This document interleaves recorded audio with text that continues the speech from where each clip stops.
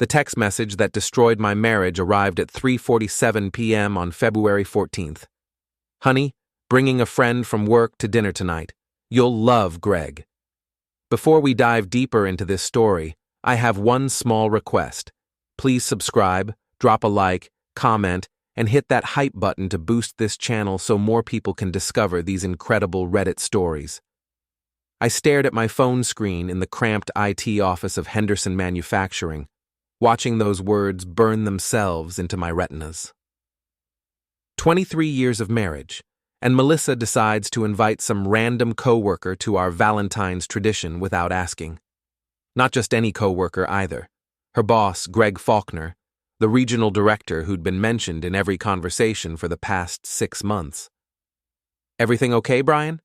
Pete Martinez looked up from his welding station through the glass partition. We'd been friends since high school, and he could read my face like a blueprint.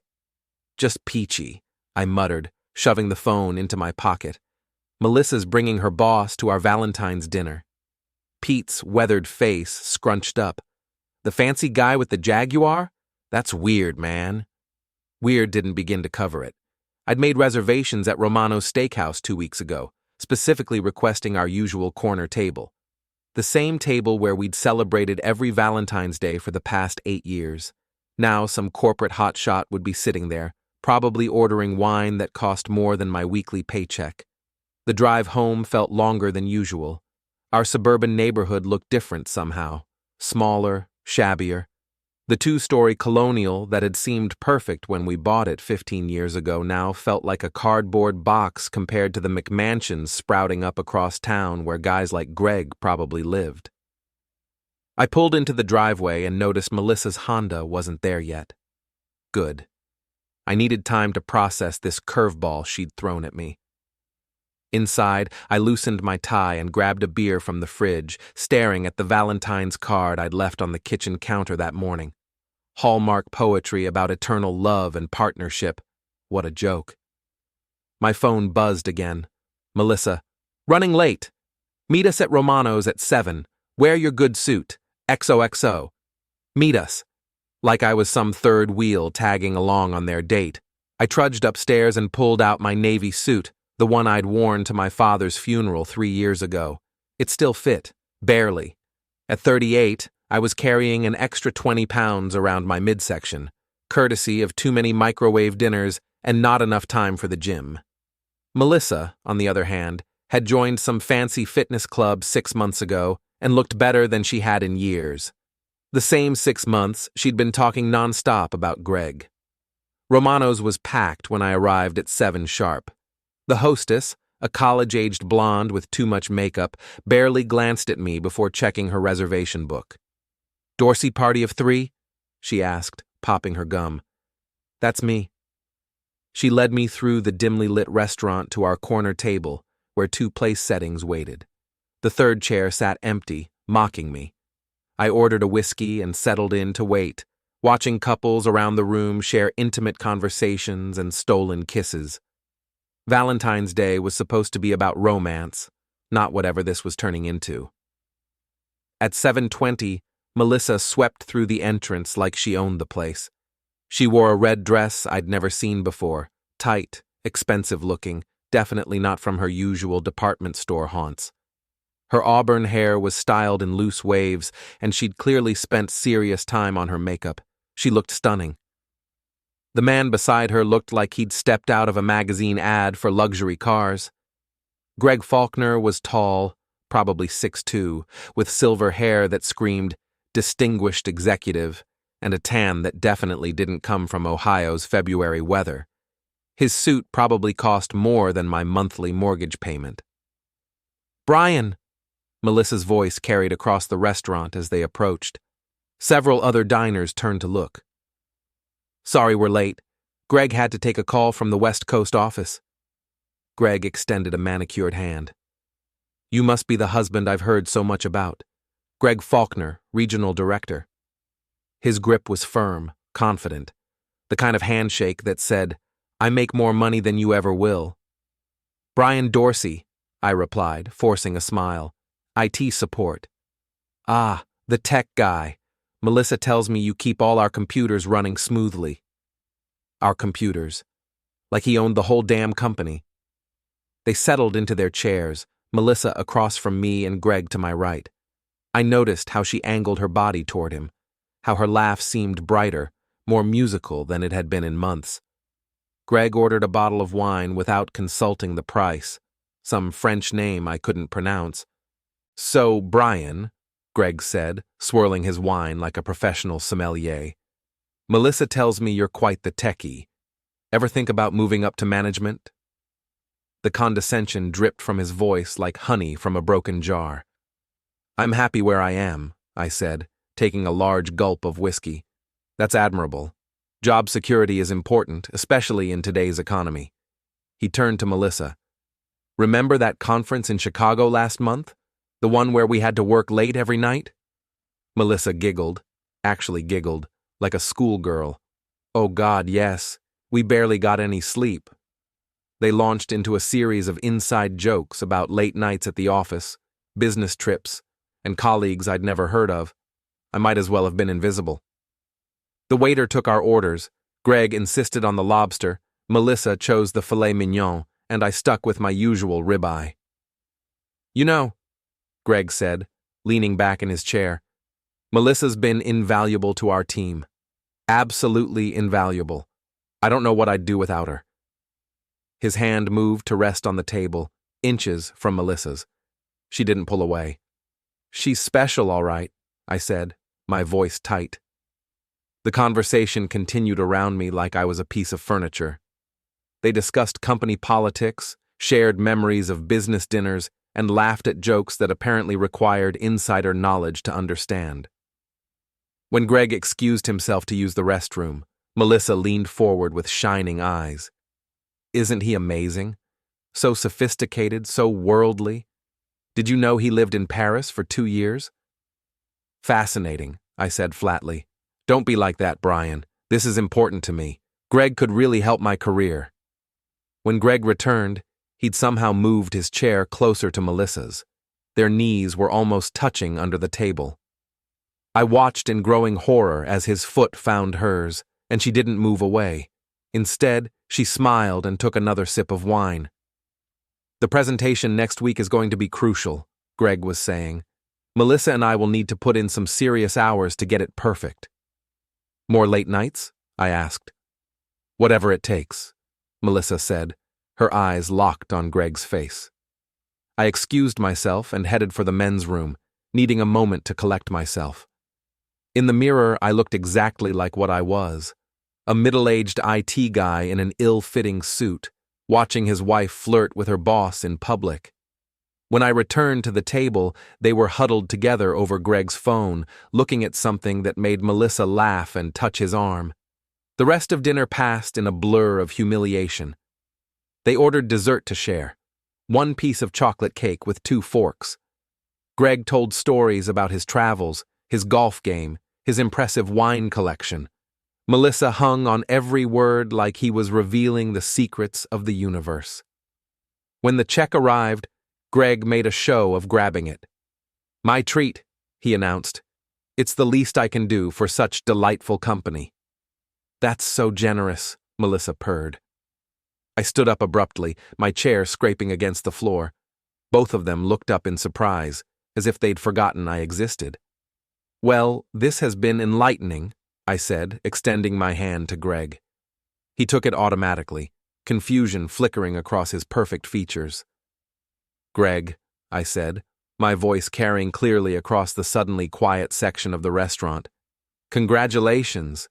She's your problem now." I dropped a 20 on the table for the tip, turned on my heel, and walked out, leaving them both staring after me in shock. I spent the night at Pete's house, sleeping on his couch and drinking his beer while his wife Linda fussed over me like a mother hen. They'd been married 25 years and still held hands while watching TV. It made my chest ache. "You did the right thing," Pete said around midnight, handing me another Budweiser. "Walking out with dignity instead of making a scene." "Did I, though? Maybe I should have fought for her." Linda snorted from her recliner. "Fight for what? A woman who brings another man to your Valentine's dinner? Honey, that ship has sailed, sunk, and been eaten by sharks. My phone had been buzzing all night with calls and texts from Melissa. I finally turned it off around 2 a.m. and tried to sleep, but my mind kept replaying every moment of that disaster. The way she'd looked at him, touched his arm, shared his dessert. 23 years of marriage, and I'd become a stranger at my own table. The next morning, Pete drove me home to get my truck and some clothes. Melissa's Honda sat in the driveway like an accusation. I'd been hoping she wouldn't be there, but no such luck. She met me at the front door, still wearing the red dress from last night, her makeup smeared and her eyes puffy from crying. "Brian, thank God. We need to talk." "Nothing to talk about," I said, pushing past her into the house. "I just need to get some things." "You're being ridiculous. Greg is just a colleague, a friend. You completely embarrassed me last night." I stopped halfway up the stairs and turned to look at her. "I embarrassed you? That's rich, Melissa. Really rich." In the bedroom, I grabbed a duffel bag and started throwing clothes into it. Melissa followed, wringing her hands and launching into explanations that sounded more like excuses. "You don't understand the pressure I'm under at work. Greg has been so supportive, so encouraging. He believes in me." "I'm sure he does," I muttered, stuffing underwear and socks into the bag. "It's not what you think. We're just friends. He's married, for God's sake." That stopped me cold. "Married? He's married and you brought him to our Valentine's dinner?" Melissa's face flushed red. "His wife doesn't understand him. She's cold, distant. They're practically separated." I'd heard that line before, in a dozen movies and twice as many country songs. It was the oldest cliché in the cheater's playbook, and my wife was reciting it like gospel truth. "Where's your wedding ring?" I asked suddenly. Melissa's hand flew to her left ring finger, which was notably bare. I took it off to wash dishes last night. It's downstairs." Another lie. I could see it in her eyes, the way they darted away from mine. I finished packing and headed for the door, but she grabbed my arm. "Please don't do this. Don't throw away 23 years over a misunderstanding." I looked down at her hand on my arm, then into her eyes. "The only thing I misunderstood was thinking you still loved me." I left her standing in the bedroom doorway and drove back to Pete's house, where Linda had already made up the couch with fresh sheets and left a plate of scrambled eggs on the kitchen counter. These people barely knew me outside of work, but they were treating me better than my own wife had in months. Over the next few days, I tried to fall back into some kind of routine. Work, Pete's house, sleep, repeat. But everywhere I went, I felt like people were staring at me, whispering behind my hands. Word travels fast in a small company, and somehow everyone seemed to know that Brian Dorsey's wife had humiliated him at Romano's on Valentine's Day. The worst part was seeing Melissa at work. Henderson Manufacturing wasn't huge, maybe 200 employees total, and the administrative offices were right next to the plant floor. I'd catch glimpses of her in the hallway, usually with Greg, their heads bent together over some document or tablet. She looked happy, vibrant, alive in a way I hadn't seen in years. "You need to lawyer up," Linda told me Thursday night over dinner. "Get ahead of this before she does." "I keep hoping she'll come to her senses," I admitted. "Maybe realize what she's throwing away." Pete and Linda exchanged a look across the table. "Brian," Pete said gently, "she's not coming back, man. You need to protect yourself." That weekend, I drove to the other side of town and met with a divorce attorney named Janet Walsh. She was a no-nonsense woman in her 50s who'd clearly heard every sob story in the book. Her office walls were covered with certificates and awards, and her desk was stacked with case files. "How long has the affair been going on?" she asked, taking notes on a legal pad.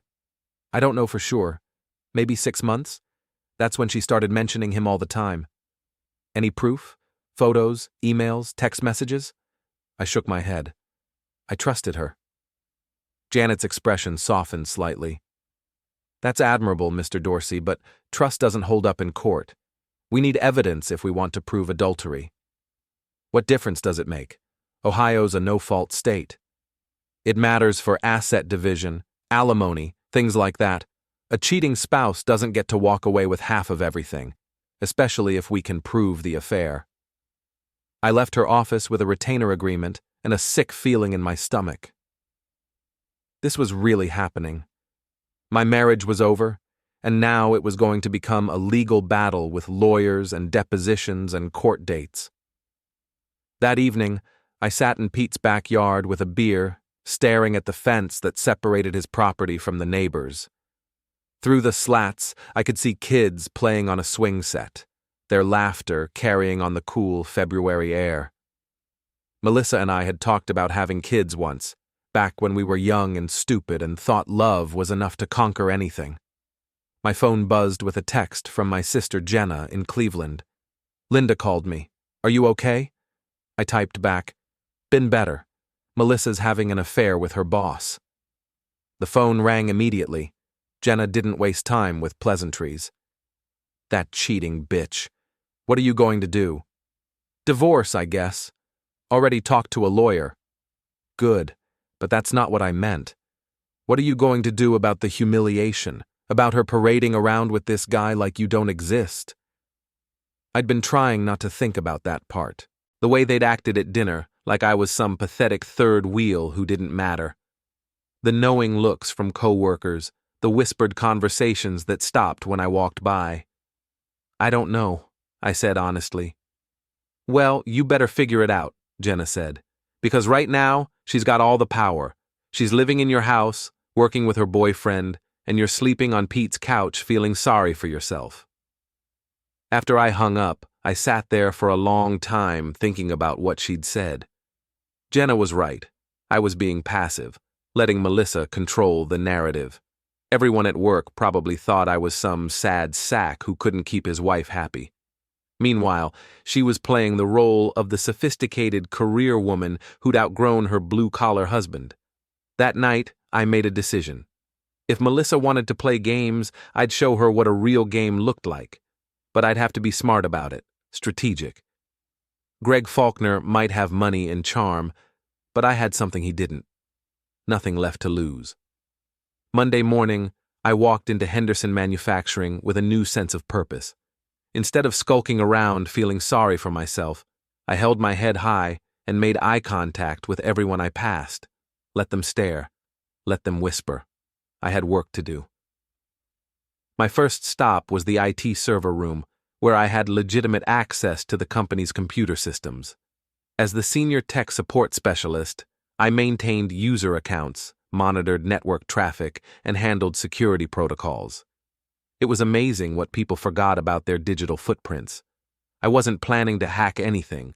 That would be illegal and stupid. But there were plenty of legitimate ways to gather information if you knew where to look. Email logs, for instance, were routinely backed up for compliance purposes. Internet usage reports were generated automatically, and the company's shared drive system kept detailed records of who accessed what files and when. Over the next few days, I built a picture of Melissa and Greg's relationship that was far more intimate than any just colleagues' story could explain. They were emailing each other constantly, often late at night and on weekends. Their internet usage showed frequent visits to hotel websites, restaurant review sites, and online jewelry stores. Most damning of all, they'd been collaborating on documents stored in a private folder on the company server. Documents that had nothing to do with any legitimate business project. I printed everything carefully, using the printer in the plant manager's office when he was at lunch. The evidence painted a clear picture of an affair that had been going on for at least 4 months, possibly longer. There were references to trips, gifts, and intimate moments that made my stomach churn. But I needed more than just digital evidence. I needed witnesses, documentation, proof that would hold up in court and in the court of public opinion. That's where my friendship with the building maintenance crew paid off. I'd always been friendly with the guys who emptied trash cans and cleaned offices after hours. They saw everything and heard everything, but most people treated them like they were invisible. "Hey, Carlos," I called to one of the night janitors as he was starting his rounds. "Got a minute?" Carlos Rodriguez had been cleaning the administrative offices for 10 years. He was a quiet guy with a wife and 3 kids, the kind of person who minded his own business and did his job without complaint. "Sure, Brian. What's up?" I pulled out a $20 bill. "I need to ask you about something, and I need you to be honest with me. It's about my wife." Carlos's expression grew uncomfortable. He knew what was coming. "I've seen things," he said quietly. "Things I wish I hadn't seen." "Like what?" "Your wife and Mr. Faulkner, they stay late sometimes. Very late. And they're not always working, if you know what I mean." My jaw clenched, but I kept my voice steady. "Can you be more specific?" Carlos glanced around to make sure we were alone. "Last week, I walked into Mr. Faulkner's office around midnight to empty the trash. The door was supposed to be locked, but it wasn't. They were together, on his desk." The 20 in my hand crumpled as my fist tightened. "Would you be willing to write that down? Sign a statement? I don't want to get involved in any legal stuff, man. I need this job." "I understand. But Carlos, what if it was your wife? Wouldn't you want to know the truth?" He studied my face for a long moment, then nodded slowly. Yeah, I would." That night I had a signed affidavit from Carlos detailing what he'd witnessed, along with dates and times. It wasn't the only evidence I'd gathered. The security guard, Tom Patterson, had noticed Greg's Jaguar in the parking lot at unusual hours, often parked next to Melissa's Honda. The receptionist, Mrs. Chen, had fielded personal phone calls between them and noticed expensive gifts being delivered to Melissa's office.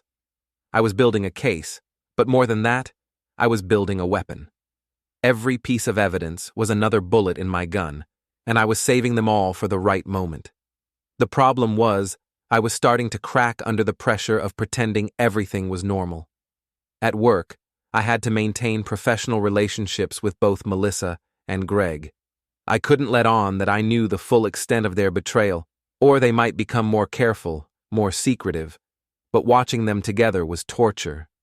Greg would find excuses to visit Melissa's office multiple times a day. They'd take long lunch breaks together, claiming they were meeting with clients or vendors. Melissa had started dressing differently, more expensive clothes, professional but sexy, the kind of outfits that screamed successful woman rather than small-town wife. The breaking point came on a Thursday afternoon when I was updating software on the computers in the conference room. Through the glass walls, I could see into Greg's corner office where he and Melissa were having what looked like an intense conversation. Then he stood up, walked around his desk, and pulled her into his arms. They kissed right there in his office, in full view of anyone who happened to look. It was passionate, desperate, the kind of kiss that spoke of deep feelings and stolen moments. When they broke apart, Melissa's face was flushed and her lipstick was smeared. I finished the software update with shaking hands and walked straight to the men's room, where I splashed cold water on my face and stared at myself in the mirror. The man looking back at me was a stranger, hollow-eyed, pale, defeated. But underneath the hurt, something else was growing. Something cold and calculating and patient. That evening, I called Janet Walsh from Pete's backyard. "I've got the evidence you wanted," I told her. "Emails, witness statements, documentation going back months." "That's excellent, Brian. We can file for divorce immediately and push for a favorable settlement." "I want more than a favorable settlement," I said. "I want justice." "The court system isn't about justice, it's about law. We can get you a fair division of assets, maybe avoid alimony payments, but that's not what I mean," I interrupted. "They humiliated me in public, Janet. They made me look like a fool in front of everyone I work with, everyone in this town. A quiet divorce isn't enough." There was a long pause on the other end of the line. "What exactly are you thinking, Brian?" "I'm thinking it's time to level the playing field." After I hung up, I sat in Pete's backyard until well past midnight, planning my next move. Melissa and Greg thought they were so clever, so sophisticated, conducting their affair right under everyone's noses. They thought I was just some dumb blue-collar guy who would roll over and accept whatever scraps they threw my way. They were about to learn how wrong they were. The opportunity came sooner than I expected. Friday afternoon, Pete burst into my cubicle with news that made my blood boil. "You're not going to believe this," he said, keeping his voice low. "Linda just called. She saw your wife at the Marriott downtown, having lunch with that Greg guy. They were all over each other, Brian, holding hands, kissing, acting like they were on their honeymoon." The Marriott. The same hotel where Melissa and I had spent our 10th anniversary. The same restaurant where we'd celebrated her promotion to project manager 3 years ago. Now she was there with him, making new memories in our old places.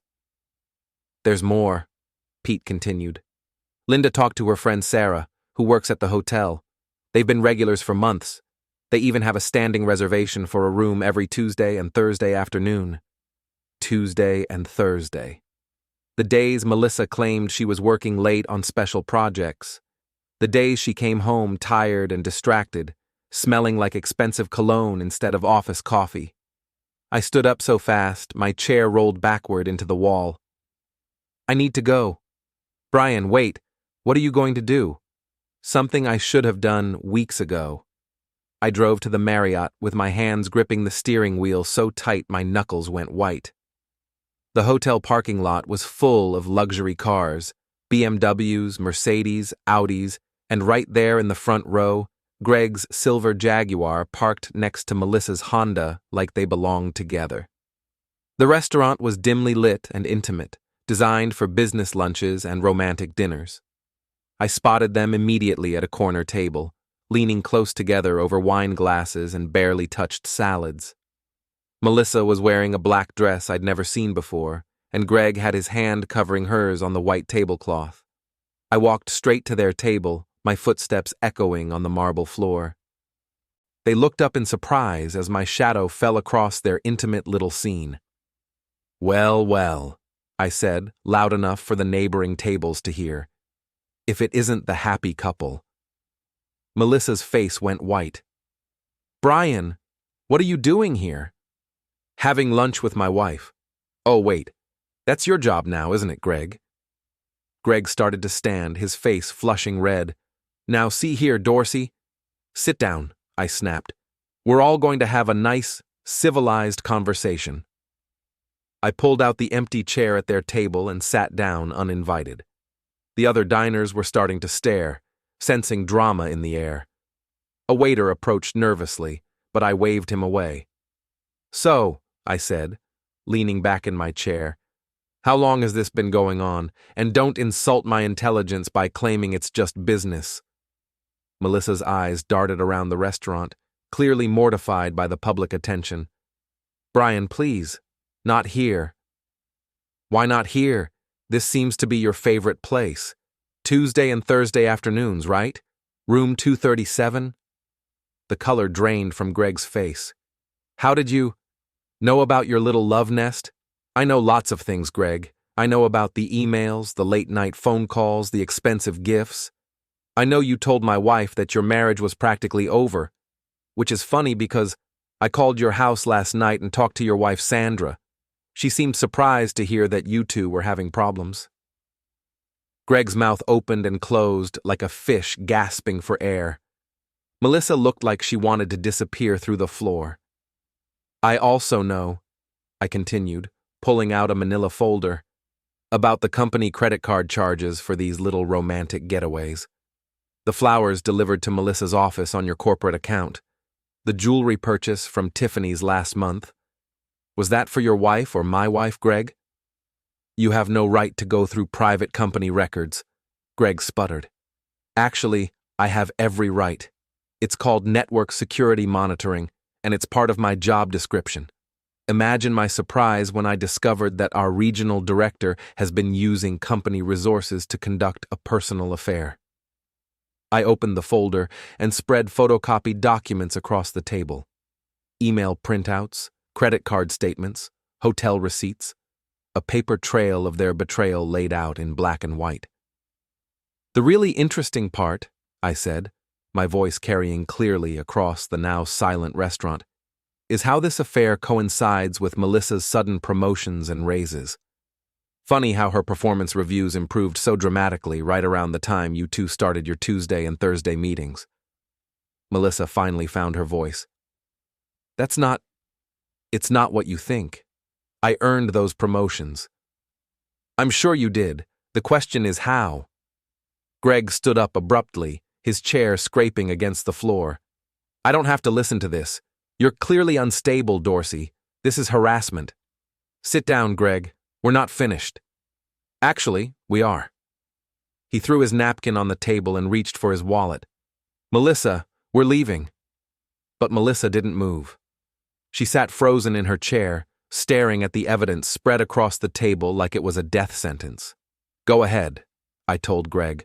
Run away. But you should know that copies of all this documentation have been sent to HR, to your wife Sandra, and to the corporate ethics hotline. By Monday morning, everyone's going to know exactly what kind of man you really are. Greg's face went from red to purple. You son of a bitch. I'll have you fired. For what? Doing my job? Reporting ethics violations? Good luck with that. I leaned forward, my voice dropping to a whisper that somehow seemed more threatening than shouting.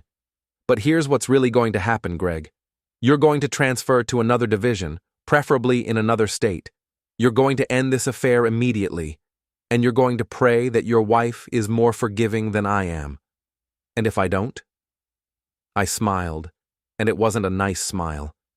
Then everyone's going to know that the regional director of Henderson Manufacturing is a cheating, lying, corrupt piece of garbage who uses his position to seduce married employees.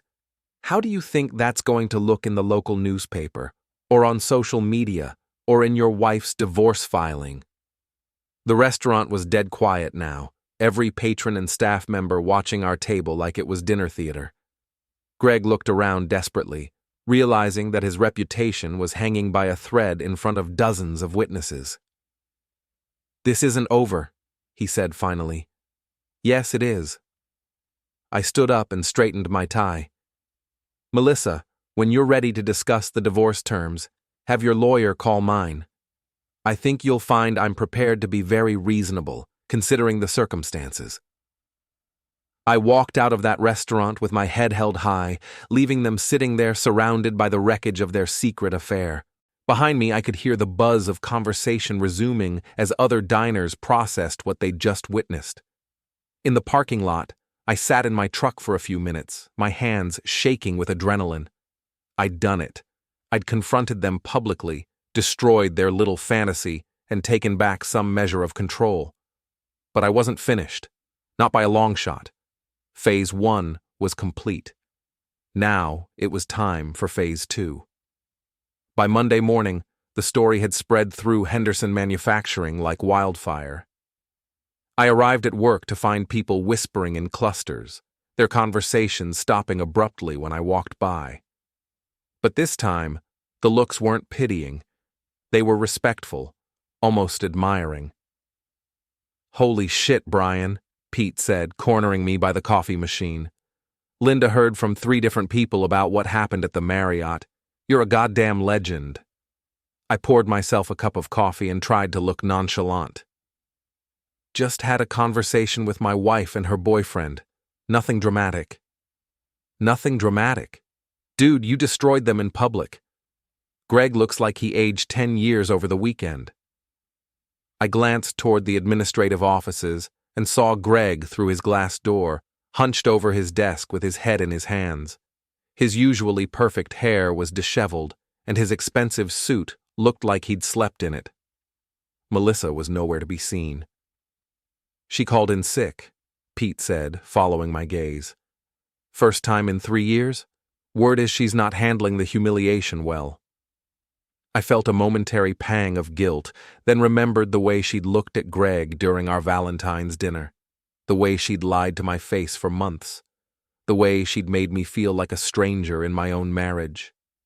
The guilt passed quickly. Around 10 a.m., I got a call from Janet Walsh. Brian, we need to talk. Can you come to my office this afternoon? What's wrong? Nothing's wrong. Everything's right. Melissa's attorney called this morning. She wants to settle out of court, no contest. She's agreed to all our terms. You keep the house, the truck, your retirement accounts. She's even waiving alimony. I sat back in my chair, stunned. All of it? All of it. She wants this over quickly and quietly. Apparently, your little performance at the Marriott made quite an impression. After lunch, I drove to Janet's office to sign the preliminary divorce papers. The whole process took less than an hour. 23 years of marriage reduced to a stack of legal documents and notarized signatures. She's scared, Janet explained as I signed the last form.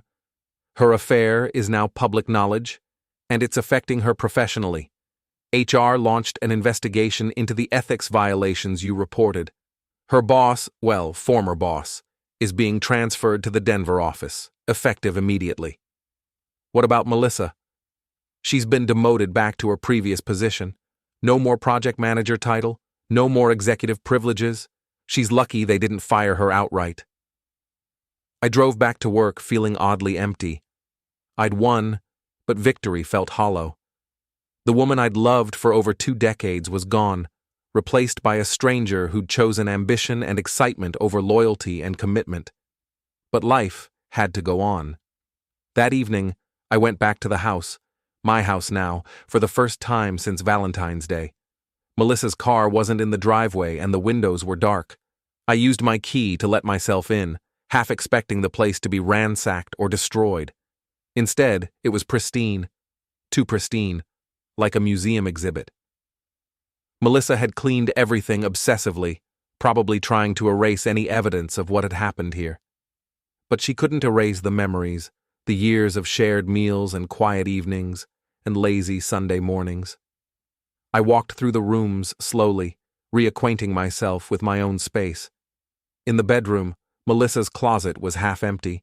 She'd taken her new clothes, the expensive outfits she'd bought to impress Greg, but left behind the older things, the clothes from our early years together.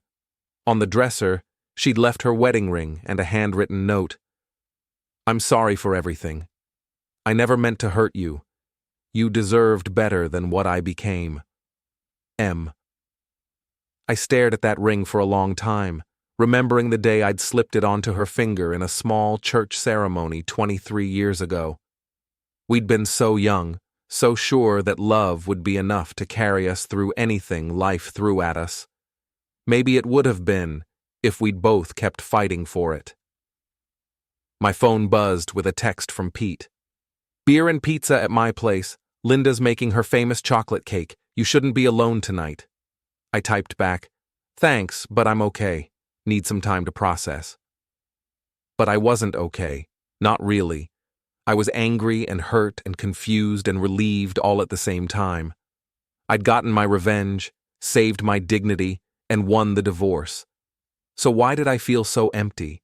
The answer came to me as I sat in my living room, surrounded by the ghosts of my marriage. Revenge might be satisfying, but it couldn't bring back what I'd lost.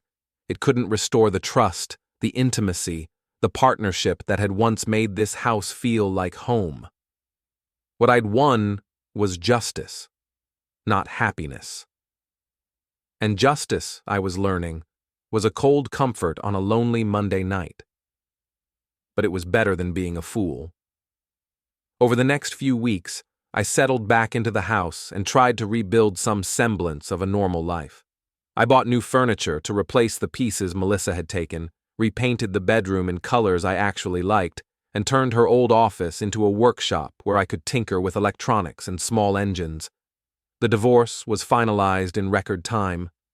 Melissa moved into a small apartment across town and kept a low profile at work. Greg had already left for Denver, his marriage reportedly on shaky ground after his wife learned about the affair. I ran into Melissa once at the grocery store, about a month after everything had settled. She looked tired, older somehow, like the weight of her choices had finally caught up with her. We nodded politely, but didn't speak. There was nothing left to say. Any regrets? Pete asked me one evening as we worked on his truck in his garage. I thought about it for a long moment. About the divorce? No? About the way I handled it? Maybe. I could have taken the high road, been more dignified about the whole thing. Bullshit, Pete said, wiping grease from his hands. She humiliated you in public. You had every right to return the favor. Maybe. But it didn't make me feel any better. Did it make you feel worse? I considered that. No, it didn't make me feel worse. Then you did what you had to do. Sometimes that's enough. 6 months later, I was sitting in my backyard on a Saturday afternoon, reading a book and enjoying the peace and quiet, when my phone rang. The caller ID showed a number I didn't recognize. Hello? Brian? It's Sandra Faulkner, Greg's ex-wife. I sat up straighter. Sandra, how are you? I'm well, thank you. I wanted to call and thank you. Thank me? For opening my eyes, for giving me the evidence I needed to end my marriage to that lying bastard. I got everything in the divorce. The house, the investments, even his precious Jaguar. I couldn't help but smile. I'm glad something good came out of this mess. More than you know, I'm happier now than I've been in years. Free from his lies, his cheating, his manipulation. You did us both a favor, Brian. After she hung up, I sat in my backyard for a long time, thinking about second chances and new beginnings. Maybe revenge wasn't just about punishment. Maybe sometimes it was about justice, about setting things right, about giving people the freedom to find something better. I thought about Melissa, alone in her apartment, probably wondering how her life had gone so wrong so fast. I thought about Greg, starting over in Denver with a ruined reputation and a failed marriage. I thought about Sandra, finally free to be herself without a cheating husband weighing her down. And I thought about myself, sitting in my own backyard in my own house, with my dignity intact and my future wide open. Maybe Pete was right. Sometimes doing what you had to do was enough. Sometimes it was everything.